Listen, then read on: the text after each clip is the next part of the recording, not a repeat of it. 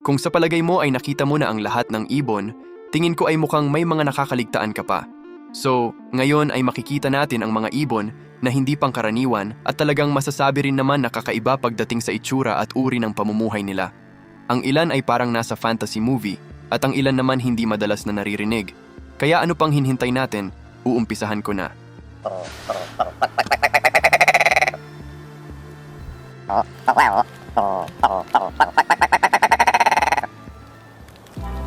King Vulture.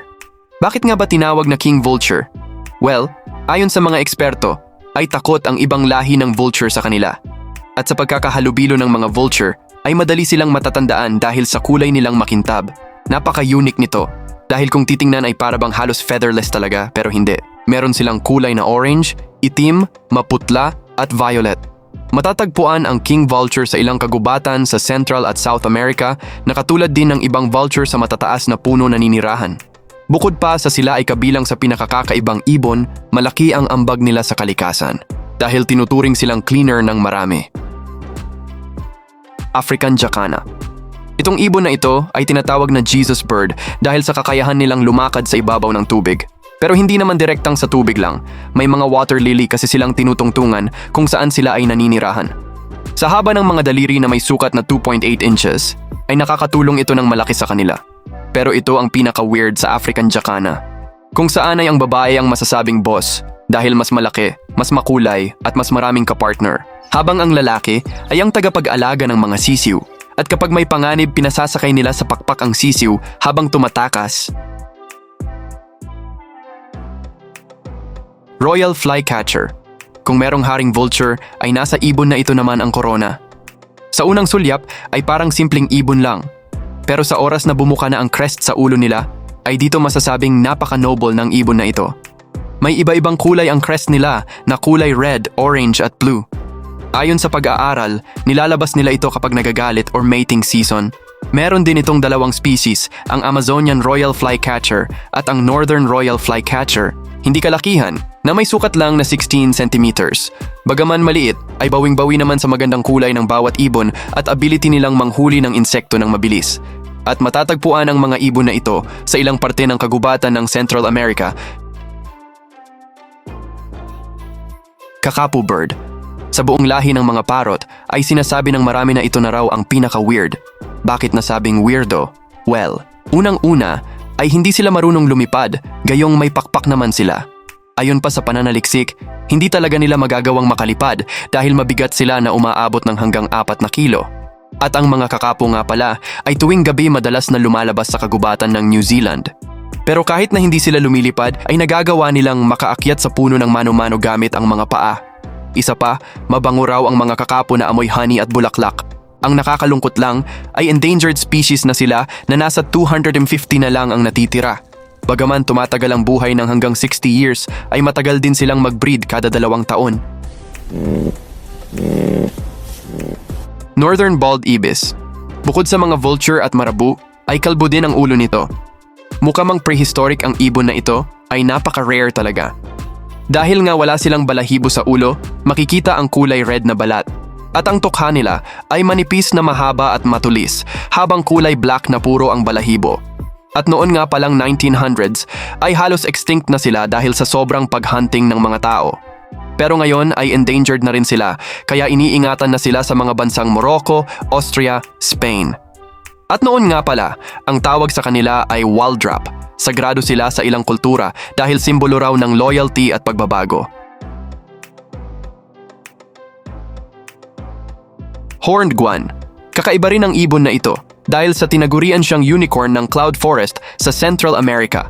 Kung yung isa ay nakalbo ang ulo, ito naman ay nadagdagan ng extra ang bunbunan. Kung titingnan, ay parang hindi kalakihan ng ibon na ito, pero malaki din nga pala. Dahil ang Horned Guan ay lumalaki lang naman ng 2 feet and 9 inches, na kung ikukumpara ay kasinlaki ng pabo. Pero ang naiiba lang ay magaling siya sa paglipad sa matataas, sa kagubatan ng Mexico at Guatemala. Yun nga lang ay endangered species na rin sila na may 1,000 bilang na lang dahil sa deforestation at paghunting. Tuwing madaling araw ay maririnig ang huni nila.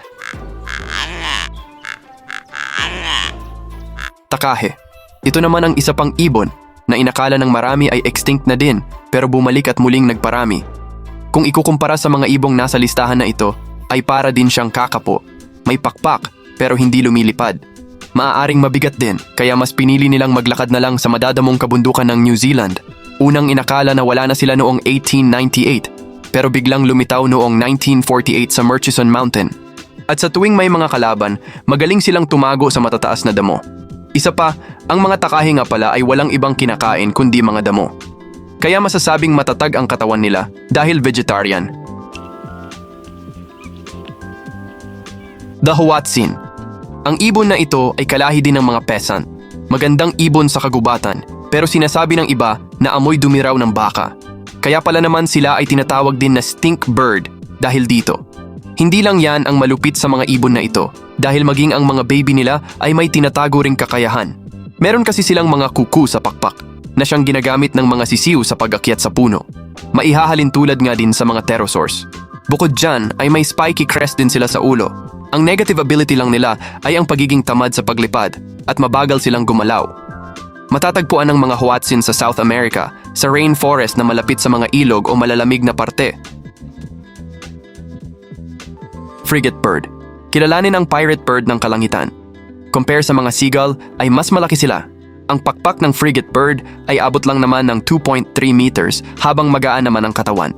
Naiulat pa nga dati na may isang frigate bird ang lumipad ng straight na 2 months sa ginawa niyang paglalakbay ng walang lapagan. Isa pa, ang mga ibon na ito ay hindi magaling mag-hunting ng isda para gawing pagkain. Sa halip ay ang mas maliliit na seabird ang inaatake nila para agawin ang nahuling isda. Unang dahilan na ay kapag kasi nababad ng tubig ang balahibo nila. Mabigat ito at maaari silang lumubog sa tubig. Ang mga lalaki ay merong kulay pulang pouch sa leeg na pinang-a-attract sa babae kapag mating season. Makikita sila sa tropical ocean worldwide na nasa ere lang naghihintay ng makakain. Kiwi. Bakit kaya sa New Zealand ay maraming ibon ang flightless? Isa pa itong kiwi na hindi rin marunong lumipad. Pero bagaman ganito ang buhay nila, ay pambansang ibon naman siya sa bansang iyon. Ang ilong ng kiwi ay nasa dulo ng tuka, kung saan ay ito ang ginagamit nila para umamoy ng pagkain tuwing sasapit ang gabi.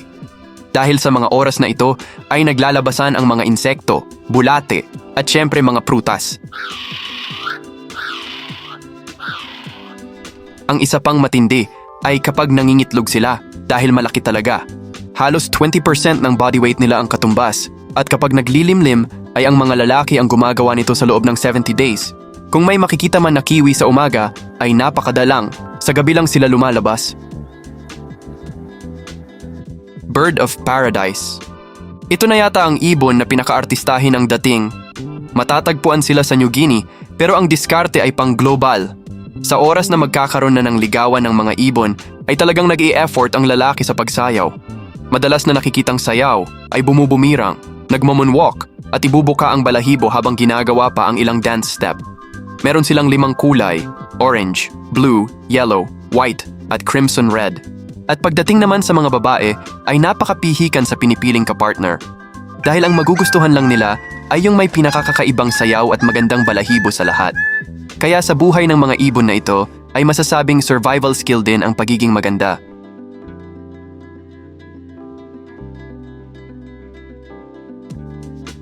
Kagu.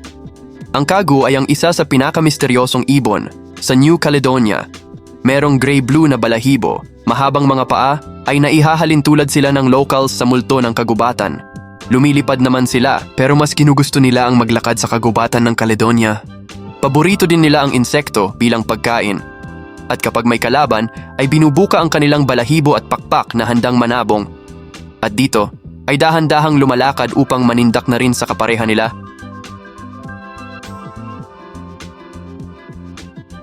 Andean Cock of the Rock. Rockstar ng kagubatan ng Andes sa South America. Ang mga lalaki nito ay napaka-intense ng kulay na sobrang kulay orange. Para bang apoy, tapos may malaking crest sa ulo. Habang ang babae ay brown lang para mabilis makapagtago sa puno.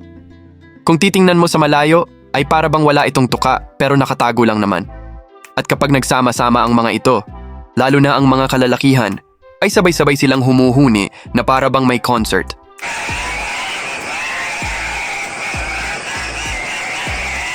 Prutas naman ang hilig nilang pagkain kaya malaki ang tulong nito sa gubat. National bird din sila sa Peru na inilalagay sa mga pera.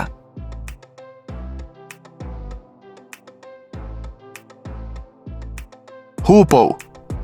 Kilalanin ang ibon na ito na sinasabi ng marami na palibhasa may corona rin ay ma-attitude na. Kapag excited ang hoopoe, ay bumubuka din ang crest sa ulo na para bang parao. At kaya nga pala ang pangalan niya ay hoopoe dahil sa kinuha ito sa huni niya na katunog nito. Kahit malayo ay maririnig ang tinig nila sa paligid. Paborito din niyang kainin ang wasp, honeybee at iba pang insekto na kahit may sting. May kwento pa nga dati na ang ibon na ito ang nag-deliver ng mensahe kay Queen Sheba sa Egypt kaya tinuturing nilang sagrado ito. 3-wattled bellbird. Ayon sa pag-aaral, ito na ang ibon na may pinakamalakas na boses sa mundo ng mga ibon.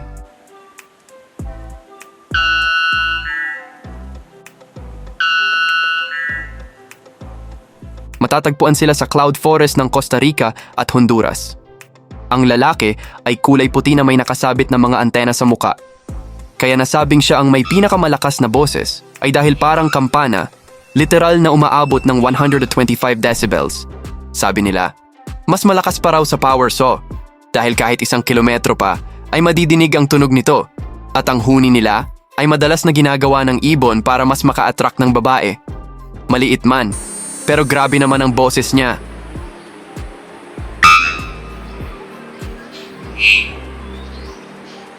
Grabe, talagang nakakabilib at mamamangha ang kahit na sino kung maaaktuhan ito ng personal.